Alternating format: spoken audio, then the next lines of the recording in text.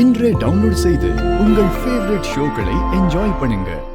இந்த 10-15 வருஷத்துக்கு பின்னால் அப்புறம் பார்த்தீங்க அப்படின்னா இன்டர்நெட்டோடைய அட்வான்ஸ் ஜாஸ்தியாக ஆரம்பிச்சிருச்சு. ஆக பார்த்தீங்க அப்படின்னா எல்லாத்தையுமே நிமிஷத்தில் பண்ண முடியும்னு ஆயிடுச்சு. சாப்பாடா எனக்கு சமைக்க பிடிக்கல ஆர்டர் போட்டுக்கிறேன், போய் ஜாமான் வாங்க பிடிக்கல ஆர்டர் போட்டுக்கிறேன், எல்லாம் 10 நிமிஷம் டெலிவரி வேலைக்கு வந்துடுறேன், எல்லாத்தையுமே நான் சோம்பேறி ஆடுறேங்கிறது ஒரு கேஷுவல் டேர்ம் ஆயிடுச்சு. ஸோ அப்போ இந்த ஹேபிட் வந்து ஹெல்த்தியானது தானா, ஃபேமிலிக்குள்ளே இது எப்படி ஒர்க் ஆகுது, சொசைட்டி இந்த சோம்பேறித்தனத்தை எப்படி இருக்குது, எப்படி பார்க்குது அப்படின்னு தான் பேசலாம் நினச்சோம். ஸோ நான் பேச இருக்க தலைப்பு என்ன அப்படின்னா, நான் சோம்பேறி தான் என கூலாக சொல்பவர்கள் மற்றும் அவர்களின் குடும்பத்தினர். நீங்களாம் சோம்பேறிகள் கரெக்டா? அப்போ கூட யாரும் கூச்சமே இல்லாமல் ஓகே. ஸோ ஃபர்ஸ்ட் கொஸ்டின் ரொம்ப ரொம்ப சிம்பிள். நீங்கள் சோம்பேறி தான் அப்படிங்கிறத நீங்களே ஒப்புதல் வாக்கு மூலம் கொடுக்க போறீங்க. நான் சோம்பேறி, எப்படிலாம் சோம்பேறினா இப்படிலாம் சோம்பேறி அப்படின்னு நீங்களே சொல்றீங்க. செல்ஃப் டிக்ளரேஷன் என்ன? நான் நடக்கிறதுக்கே ஃபர்ஸ்ட் சோம்பேறிப்படுவேன் சார். நடக்கிறதுக்கே சோம்பேறிங்களா? நான் வந்து நடக்கவே மாட்டேன், பெட்லேயே தான் உட்காந்துட்டு இருப்பேன். எங்கள் அம்மா தான் எல்லாமே எனக்கு போட்டு வந்து கொடுப்பாங்க. அதே மாதிரி நான் நிறைய இழந்திருக்கேன் என் சோம்பேறினால. நான் ஒர்க் போயே 2 இயர்ஸ் ஆச்சு, காலேஜ் முடிச்சு 2 வருஷம் ஆச்சு. ஆனால் நான் வந்து சரி இப்போ போயிடலாம் அப்போ போயிடலான்னு சொல்லிட்டு 2 வருஷம் ஆச்சு, இன்னும் காலேஜ் ஒர்க்கு போகல நான். ஓகே. இப்போ எங்கேயுமே வெளில நடக்க மாட்டீங்களா? அம்மா ஏதாச்சும் வா அப்படின்னு ரொம்ப சண்டை போட்டு கூப்பிட்டா தான் நான் இறங்க. ஏன்னா steps 2nd floor sir.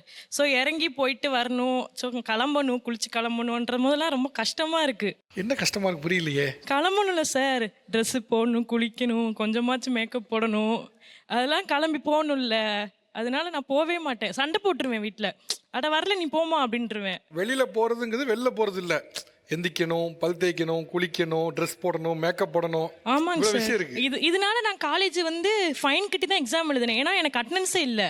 Leave போட்டு தூங்க முடியாது. 10 மணிக்கு காலேஜ் சார், நான் போக மாட்டேன் காலேஜுக்கு. அதனால் தூங்கிட்டதுக்கப்புறம் லாஸ்ட்டாக பார்த்தா அட்டனன்ஸே இல்லைம்மா, நீ ஃபைன் கட்டி நான் 6000 ரூபா கட்டி போனேன் நான். அப்படி வீட்டில் நீங்கள் அப்படி என்ன அரும்பெரும் வேலைகள் பார்க்குறீங்க? ஒன்றும் பண்ண மாட்டேன் சார், அப்படி ஜாலியாக படுத்துட்டே இருப்பேன்.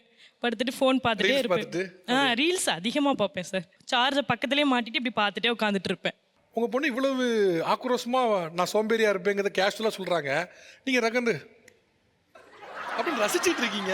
நானும் கோவம் வரும்னு பார்க்குறேன், முறப்பெல்லாம் இல்லை, என்ன அழகாக பேசுது பாரு என் பிள்ளை அப்படிங்கிற மாதிரி பேசி பார்த்துட்டு இருக்கீங்க. இல்லை சார், அவங்க குளிக்கிறதுக்கே சோம்பேறிப்படுவாங்க சார். 2 நாளைக்கு 3 நாளைக்கு ஒரு தடவை தான் சார் குளிப்பாங்க. அதுவும் அடம் பண்ணி நான் சத்தம் போட்டு குளிக்க வைப்பேன். அப்படி குளிச்சாலும் காது நிறைய சோப்பு, கழுத்தெல்லாம் சோப்பு, அதோட வருவாங்க சார் உள்ள. நான் என்ன சொல்லுவேன், ஏய் என்ன குளிச்சிருக்க நீ, சோப்பு இப்படி எல்லாம் வந்திருக்கு, விடுமா, துணி எடுப்பாங்க, அப்படியே தொடச்சுக்கிடுவாங்க சார். ரோசா, பிள்ளைய ரொம்ப அற்புதமா வளர்த்துருக்கம்மா நீ. ஆக்சுவலி ஒரு மாதம் எவ்வளவு சேலரிமா உங்களோடது? எனக்கு ஒரு நாளைக்கு 400 ரூபா சேலரி சார். டிப்ஸு கிடைக்கும் சார், 100 ரூபா 150 ரூபா கிடைக்கும். ஆனால் நல்லா வாழ்ந்தேன் சார், நல்லா காரு அந்த மாதிரி நல்லா என்ன வாழ்ந்தேன். பிஸ்னஸ் பண்ணீங்க? ஹோட்டல் தான் வச்சிருந்தேன் 20 வருஷம். ஹோட்டல் நடத்துனீங்க? ஆமாம் sir. 9th all subject fail sir. All subject fail. என்னன்னா குழந்தையிலேருந்து விட்டுட்டு வேலைக்கு போயிடுறேன், அப்பா இல்லை. ஓகே. 20 வருஷமா ஹோட்டல் ரன் பண்ணீங்க? ஆமாங்க சார். ஓகே. ரன் பண்ணி நஷ்டத்தில் போகணும்? இல்லை சார், நஷ்டம்லாம் இல்லை, நல்லா ஓடிட்டு இருந்த ஹோட்டல் தான். இவன் 9th ஆல் சப்ஜெக்ட் ஃபெயிலுன்னா ஃபாதர் வந்து நீங்கள் டிசி வாங்கிக்கோங்க, 10th வந்து அவள் ஃபெயில் ஆனால் எங்களால் வந்து எங்கள் ஸ்கூலோட பேர் கெட்டு போய்டும்ட்டாங்க. 9th நான் என்ன பண்ணேன், இன்னொருத்தவங்கள்ட்ட கடையை நீங்கள் பார்த்துக்கங்க.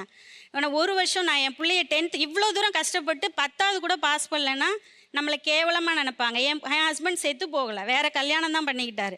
அப்போ அப்பா இல்லாதனால தான் இந்த பிள்ளைங்க இப்படி போயிடுச்சுன்னு சொல்லுவாங்கன்னு 1 வருஷம் அவங்கள்ட்ட மாற்றி விட்டு டெய்லி காலையில் 4 மணிக்கு எழுந்திரிச்சு அவளை படிக்க வைப்பேன். அவள் ஆல் சப்ஜெக்ட் ஃபெயில் ஆன பிள்ளை 291 மார்க் எடுத்தா. சரின்னு 11th அவள் பாஸ் பண்ண 10th பாஸ் பண்ண வச்சுட்டு என் கடையை நான் பார்க்க போகையில் 10 லட்ச ரூபா அந்த கடையை நம்பி நான் விட்டவங்க கடன் வாங்கி வச்சுருந்தாங்க. அவங்க கடன் சொல்லி என்னை ஏமாற்றிட்டாங்க. அப்போது நான் தெருவில் நின்னேன் சார் 2 பிள்ளைங்களோட. அப்போ எனக்கு வேறு வழி தெரியல, உங்களுக்கே நான் சாப்பாடு போட்டிருக்கேன்.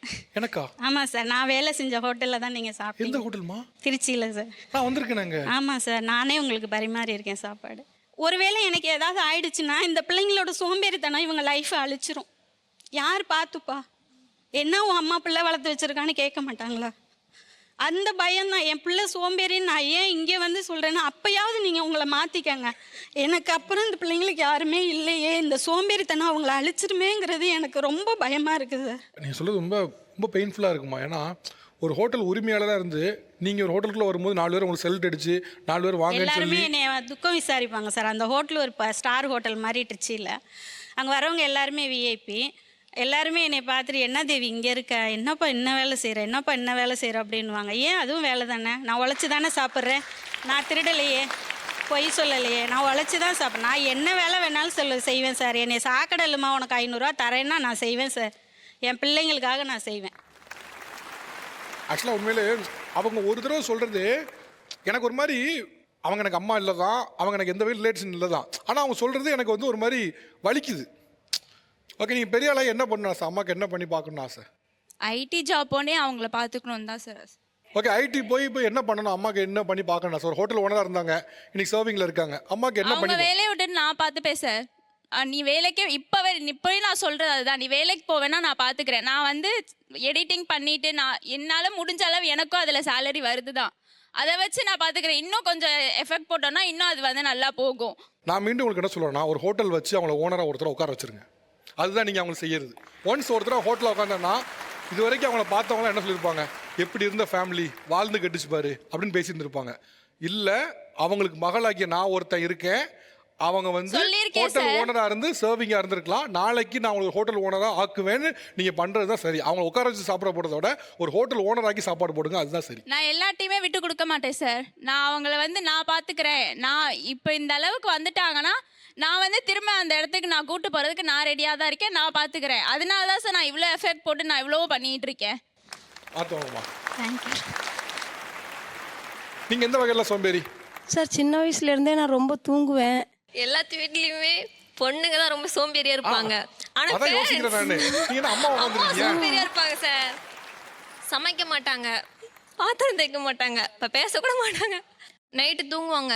எத்தனை மணிக்கு? 7 மணிக்கெல்லாம் தூங்கிடுவாங்க சார். நைட்டு 7 மணிக்கு தூங்கிடுவாங்களா? தூங்கிடுவாங்க சார். ஆனா வித்தியாசமான ஒண்ணுங்க சார், நைட் எந்திரிச்சு பார்ப்போம் 2 மணிக்கு இருக்க மாட்டாங்க. எங்கன்னு பார்த்தா முக்காடு போட்டு உட்காந்துருப்பாங்க. உட்காந்துட்டு தூங்குவாங்க சார். கேட்டா குட்டி தூக்கம்பாங்க. இது செல்லம்மா அவங்களுக்கு. எப்படி மாட்டிருக்க பார்த்தீங்களா? எங்க அப்பாவே தான் எல்லா வேலையும் செய்வாங்க சார். ஏனை வளர்க்குறதுல இருந்து துணி துவைக்கிறதுல இருந்து எல்லாமே அவங்க தான் அம்மா செய்வாங்க. என்ன பண்ணுவாங்க? சும்மா தான் இருப்பாங்க. இப்ப அப்பா செஞ்சனால நானும் திருப்பி செய்யறதா இருக்குது. அவங்க நீங்க எதுவுமே செஞ்சு தர மாட்டேங்கிறாங்க. எப்படிமா எப்படி? இல்லை சார் சின்ன வயசுலேருந்தே நான் ரொம்ப தூங்கிட்டேன். கல்யாணம் பண்ணுறதுக்கு ட்ரெஸ் எல்லாம் போய் கடையில் ஜவுளி கடையில் எடுத்துகிட்டு வந்துட்டோம்.